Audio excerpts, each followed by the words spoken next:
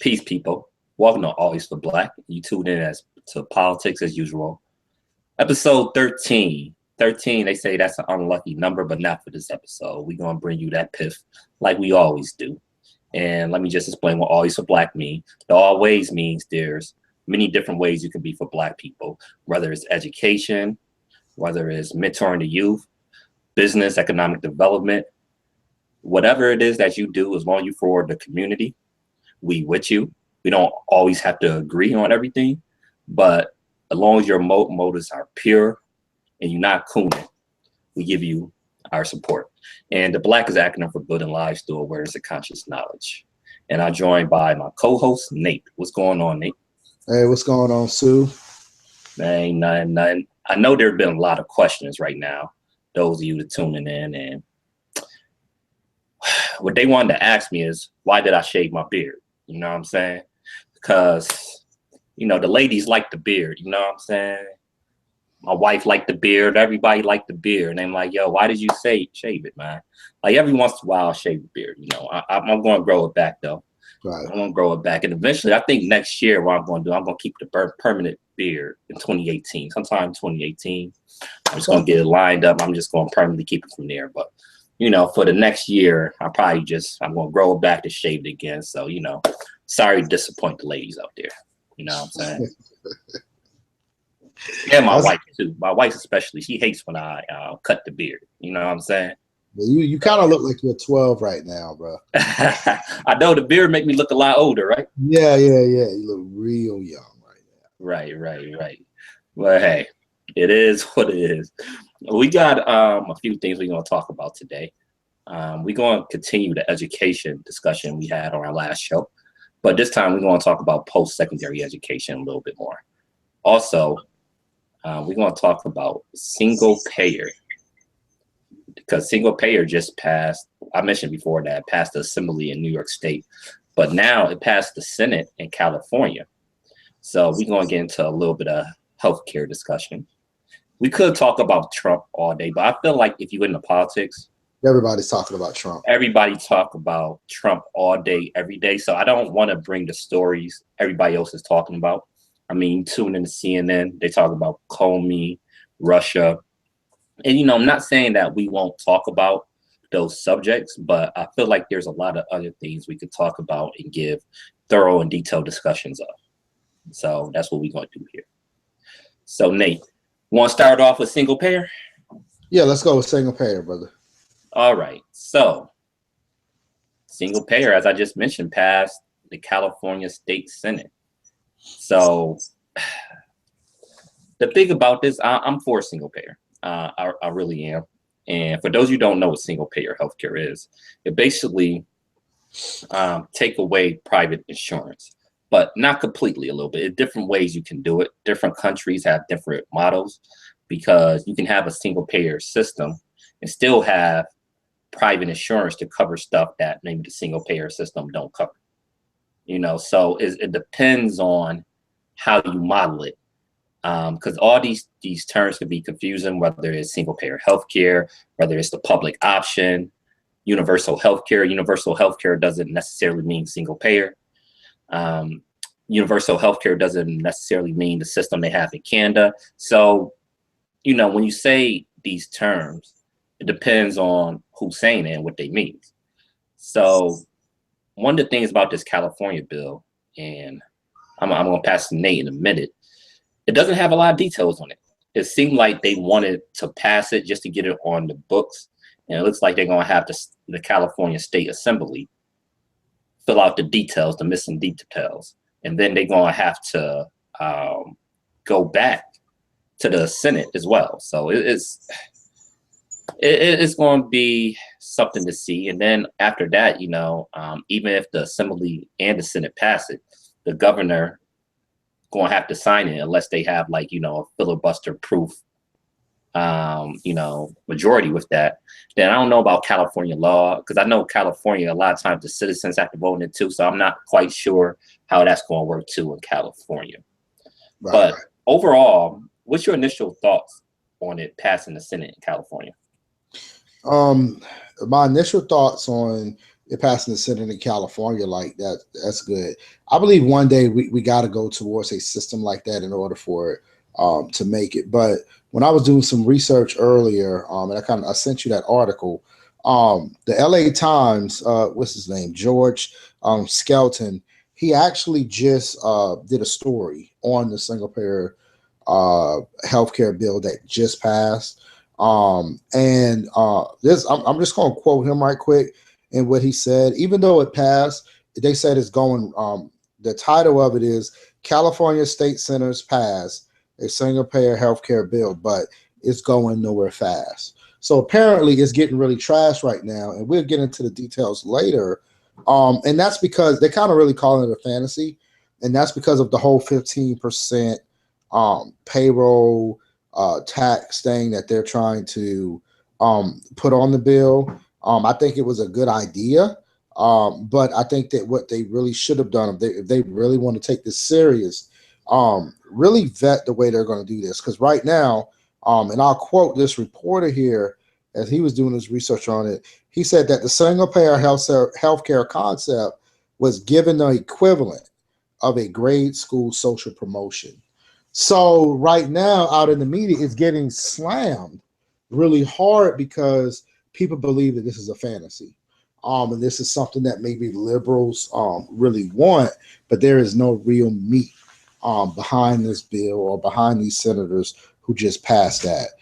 So far as personally, I like single payer for multiple reasons, but I really I don't even think the state of California is ready for it in reading this article. Now, this could be just the opinion of one reporter, but you know how in the LA Times is a pretty solid paper right there in California. So it'll be interesting to see how this pans out. But even kind of researching this a little bit, I just really don't see how they're going to pay for this option. I don't see it. Well, a few things. I'm not taking the LA Times article too seriously, Right. because you never know who has the agenda. True. You know, because it seems like from reading the article, it seems like he's not for single payer, period. Right. It seems like it doesn't matter what the plan is, he's going to be against it.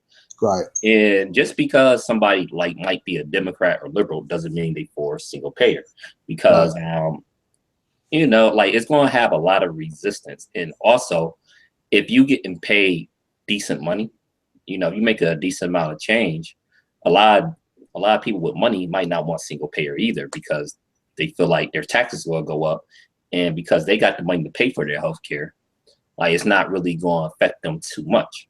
Right. So I'm kind of taking that with a grain of salt. Also, you know, bills get passed like this all the time. They act like this is the final version of the bill. It's not the final version of the bill. Oh, yeah. It's just the first step, because it's going to go to the assembly. Now, I don't mind the criticism of it, because I think they should have planned it out a little bit more on exactly how they're going to pay for it, because there is proposals to actually pay for it. As you mentioned, the 15% payroll tax is one option. There was also the Nurses Association also suggested a 2.3% increase in sales tax and business tax, which they estimate will raise about $106 billion to pay for it. Because or over $106 billion to pay, because that's what they estimate how much it would cost per year, is about $106 billion a year. Now, there's many different things. Like I said, it's going to go to the assembly. So once the assembly, you know, craft their legislation around it, if it passed the assembly, it would go back to the Senate and then have to be ratified. That's how legislation works. So so like, you know, you got to watch people and their agendas. I'm not as worried about it. Now, we can discuss how they're going to pay for it, whether a 15% payroll tax would be something that would get passed, and will that cause resistance? Because even me, when I heard 15% payroll tax, I was like, woof. I was like, damn, 15%, that's kind of much. But then I thought about it, at least in my current situation, right?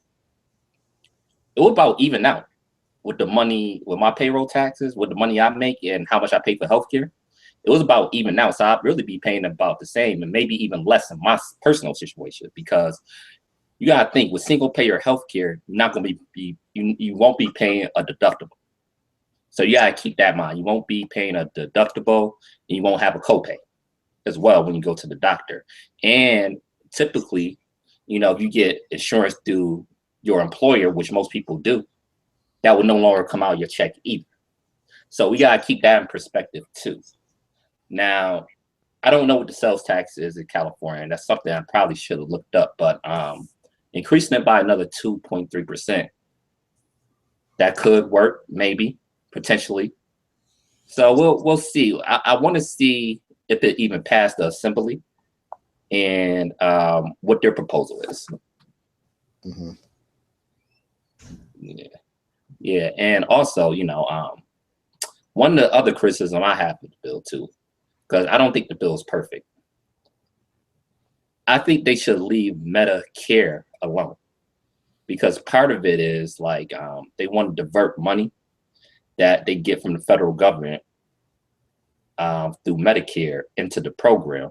So basically, it would effectively end Medicare in the state of California, which I don't see how they could do that, because Medicare is a federal program. You won't be able to do that. They might have a little bit more leeway with Medicaid, because Medicaid is a federal state combination program.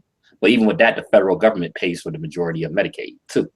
Mm-hmm. So first of all, would the federal government even allow them to divert the funds for this? This current administration definitely won't. But even a future administration might be like, nah, you know what I'm saying? So I don't see, they should leave Medicare alone, because Medicare is already a single payer program. Right. For people 65 and up. It's already like a single payer type of program already. So I think, and maybe the assembly will address this, I think they should just concentrate on people 65 and below. Right. And let the federal government handle Medicare like they always been here handling it. Right. Right. No. I agree with that. We can't start messing with Medicare for multiple reasons. Number one, we just got too many seniors who depend on that. And when you start doing that, and we got these gaps, that could cause some major issues where some people may lose some coverages. But then also too, like my big problem with the bill, I just can't figure out. So I did look up the sales tax. So right now, California currently has a sales tax of 6%, which some areas could add as much as 1.25% on top of that tax. Mm-hmm. So it could get up there a little bit in California. So I guess you can get close to your 15% right there on sales tax. Yeah, because I live in New York. I know we live in different states. The sales tax where you guys, I know probably like a lot less. It but is. Where I'm at, I'm already paying more than that in sales tax where I'm at right now. You already? Already, like shoot, my county in New York, I pay our sales tax is like 9%. What? Yeah. Yeah, no, they said that in California, some places can be as high as 9.75%. Yeah, I'm already there where I'm at.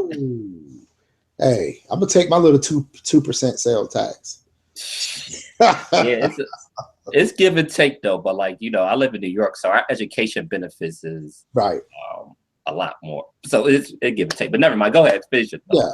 So anyway, going back to this, I think that's figuring out how we're going to pay for that. But then also too, is it sustainable for one state or two states to go into this alone?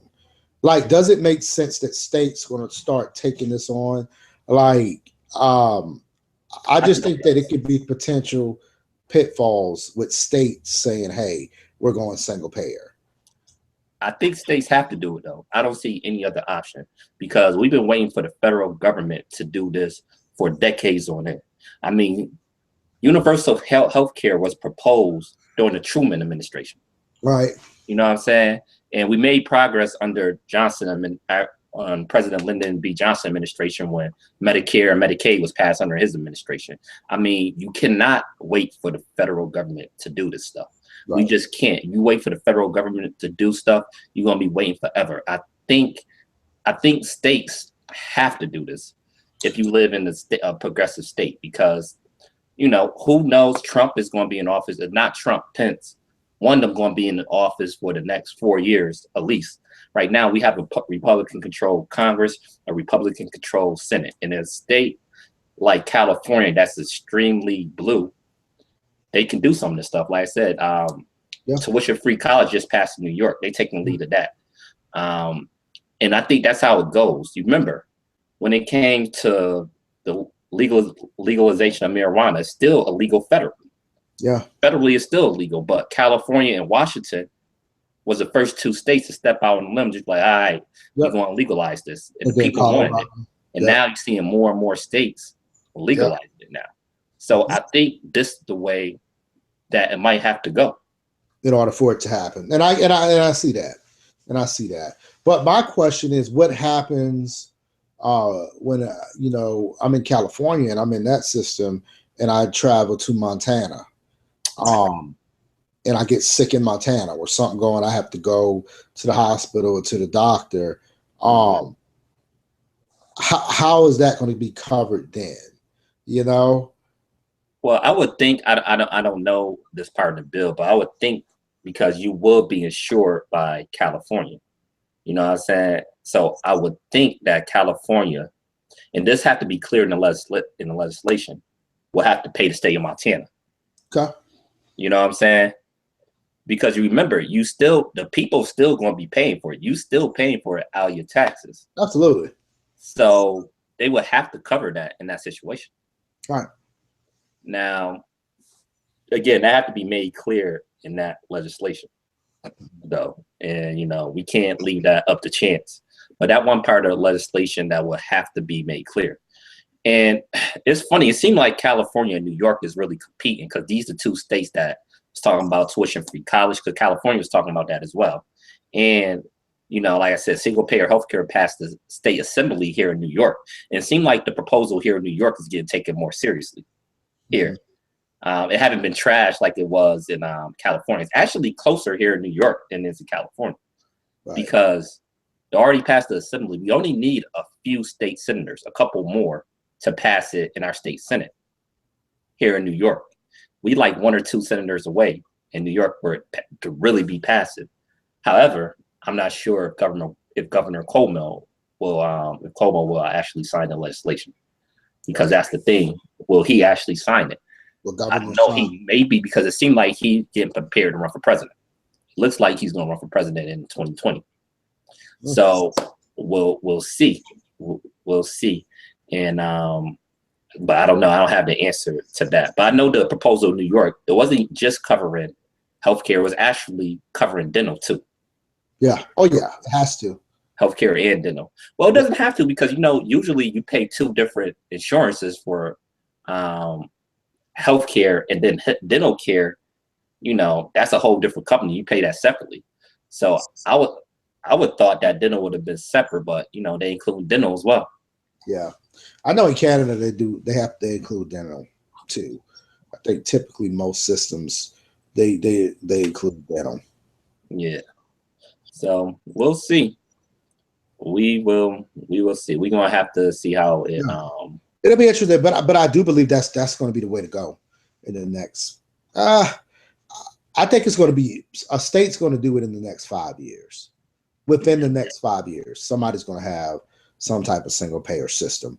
Yeah, it's going to be hard. There's going to be a lot of pushback. Vermont actually passed single payer healthcare maybe 5 or 6 years ago. I forget exactly when they passed it, but then it never got implemented because they had major pushback from private insurance companies, and they ended up scratching it.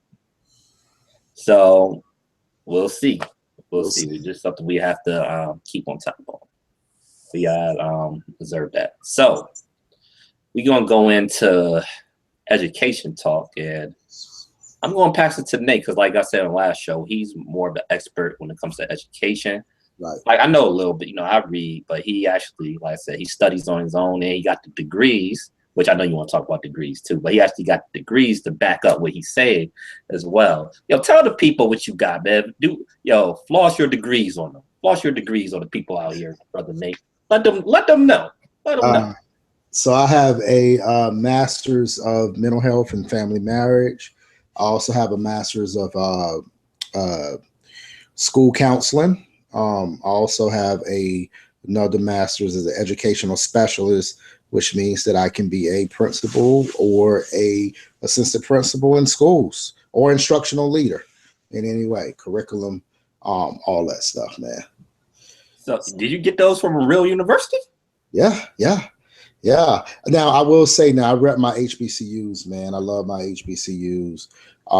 South Carolina State all day, man. No doubt. You got 3 of those things, huh? 3 Yep. masters? 3 masters, man. That's why I'm like, and people are like, hey man, you need to go get your doctorate. I'm only a couple of classes away. If I really push it, I could get it, but we'll talk about that in a little bit, man. Yeah. We got to, because you know, the audience don't know. I'm getting my MBA. Yeah. So well, we about to talk about that. But I'm going to toss it to you now. I'll let you take control of the show. Yes. So 2 weeks ago we discussed pretty much K through 12 education. So if you kind of look at the way education is broken down, you have your K-12 and then you have your post secondary. And today, for part 2 of this educational talk, we're going to talk about post secondary. So I just kind of had a few questions for Sue, and I wanted us to kind of get into a little bit and kind of chop it up.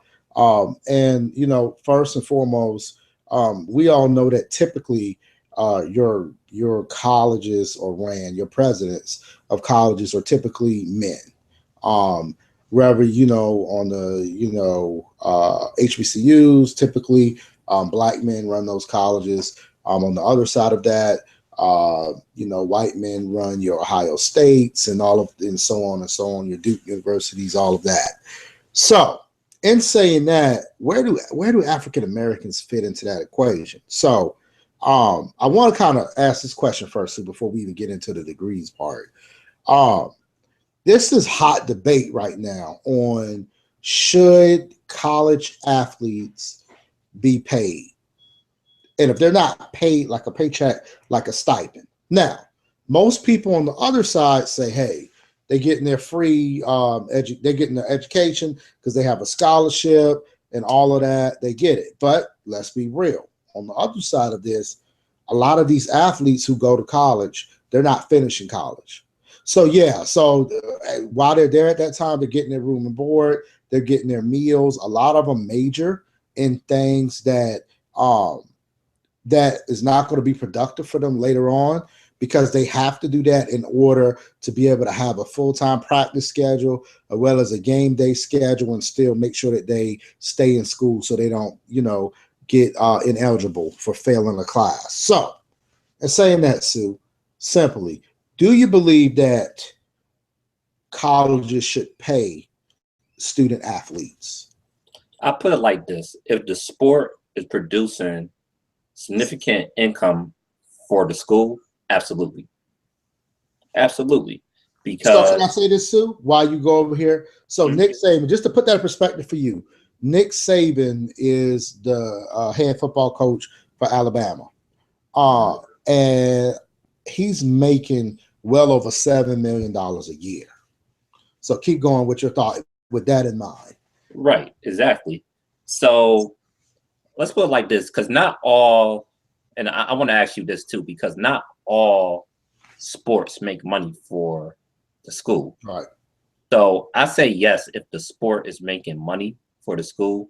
But how about this situation? Like, let's just say a women's swim team at a Division III school. Should they be paid, or we just talking about like Division I schools that making significant income from the school? I'm talking if you're Division I and the school is making a significant income from you, off of you, pretty much. Should those student athletes be paid? Now, Division III, we know they're barely trying to make it as it is. Right. So if you start getting into that, that's different. But no, we're talking millions of dollars. D1, they get these big bowl games, couple $1 million. You mean like the Big 12, Big 12, Big 10, SEC, ACC. Right. Gotcha. Yeah, and you even have them contracting out with networks to make millions of dollars. So those are the ones I'm really talking about.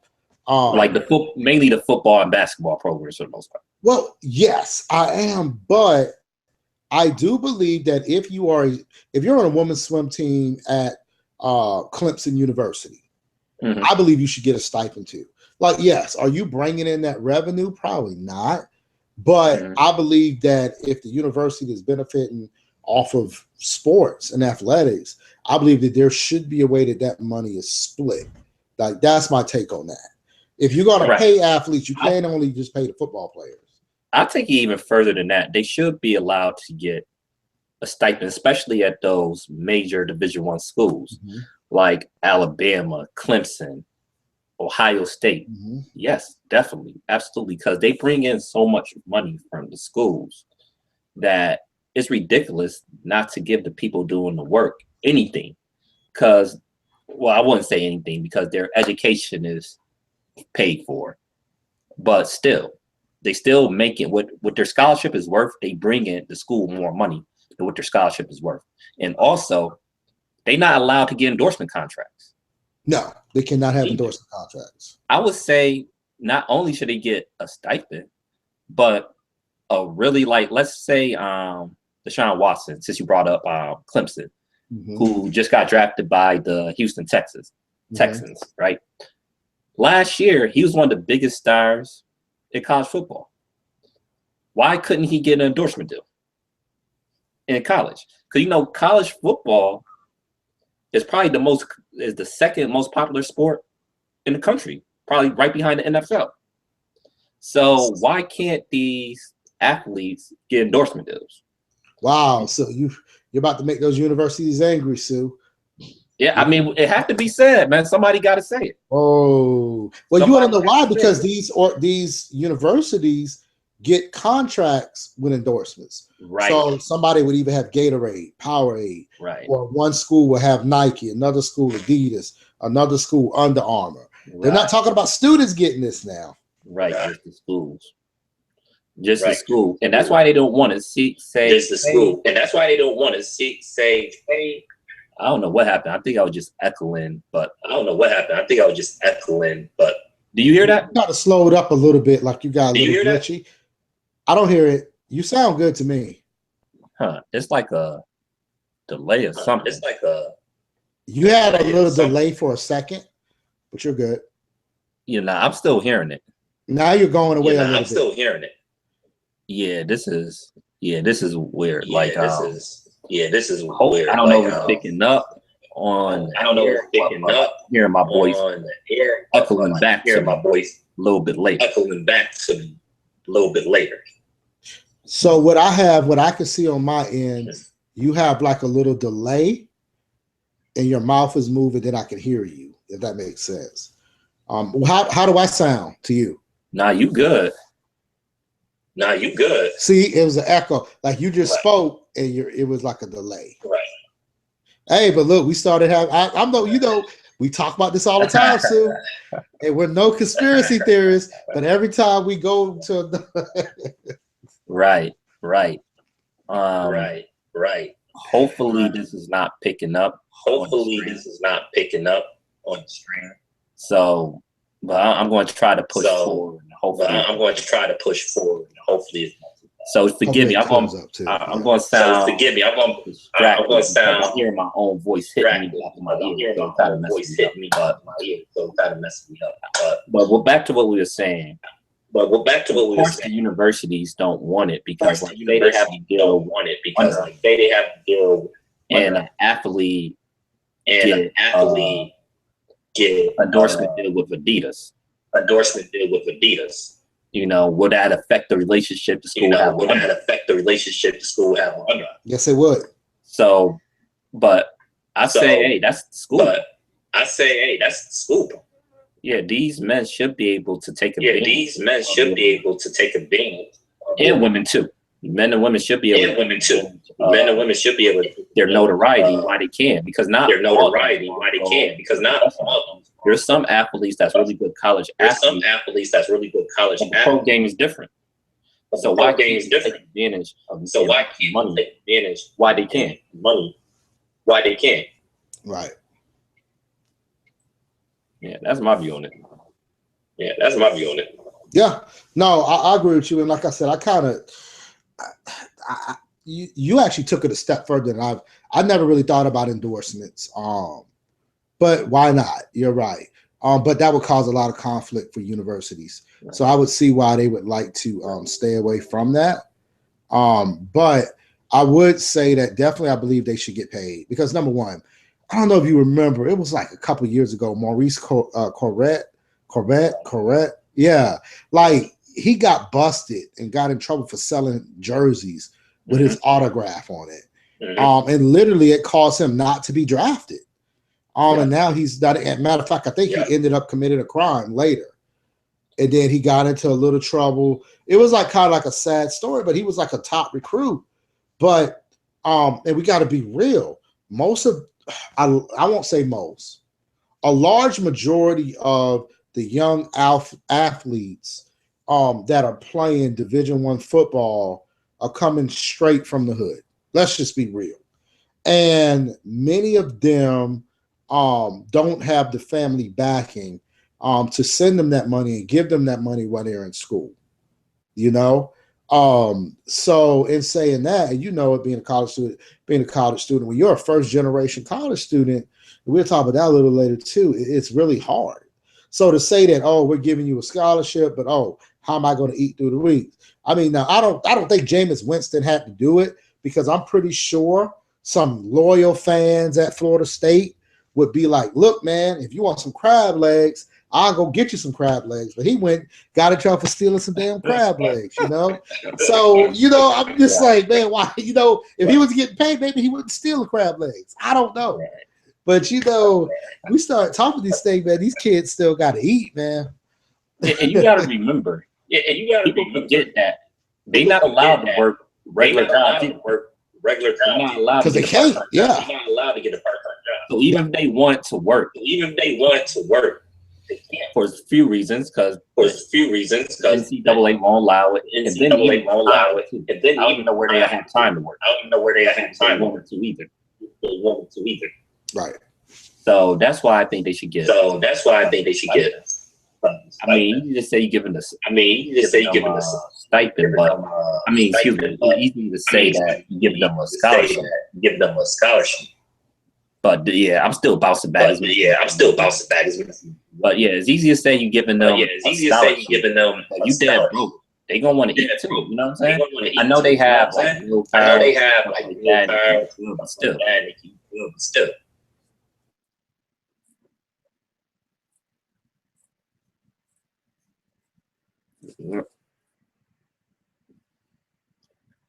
How do I sound now? I can't hear you now. I can't hear you at all.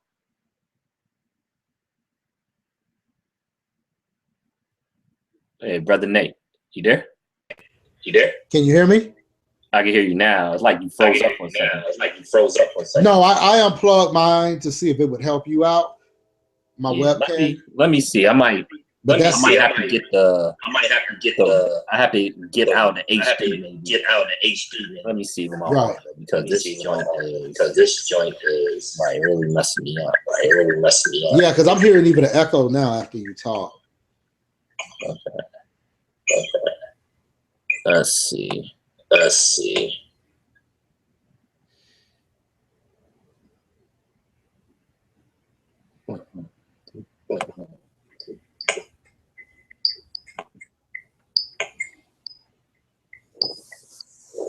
All right, is it still there?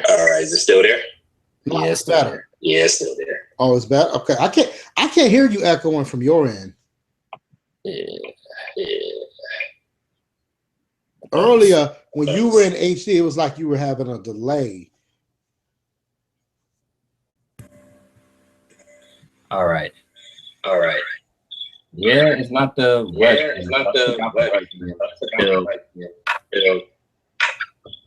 it's still echoing. So I don't know what happened. Hangout was crazy. Like I never had this problem when I was doing fire pot. Like recently, YouTube YouTube Hangouts made it so Firefox was Firefox was. Yep. So I don't know. We might have to end this. Yeah, because now I hear squeaking inside of there or something. Yeah. It's like a So squeak. sorry, folks. We're going to continue this discussion maybe later on in the week. Yeah.